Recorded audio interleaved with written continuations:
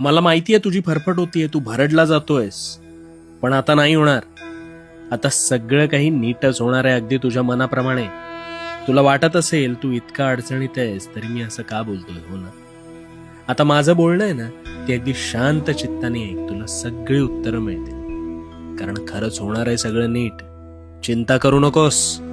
चिंता तुझ्या नकळत तुला जिवंत जाळते, पण तरीही तू तिलाच उगाच कवटाळतोस. हो, मला माहितीये तू अडचणीत आहेस, पण हाच खरा खेळ तुला कळलेला नाही. अरे, दगडालाही देवत्व प्राप्त व्हायला अनेक घाव सोसावे लागतात, तेव्हा कुठे त्यातून मूर्ती साकार होते.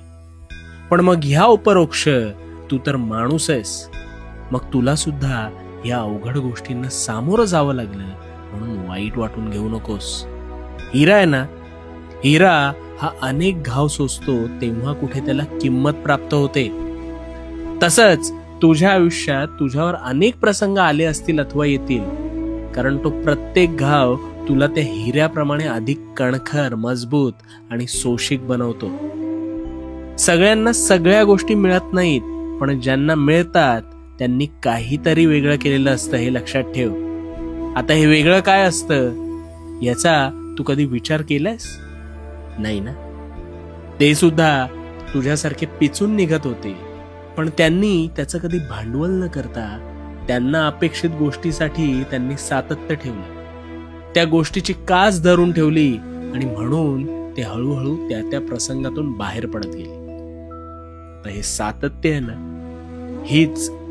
हीच तुझ्या यशाची सर्वात मोठी गुरुकिल्ली आहे. हे कधीही विसरू नकोस.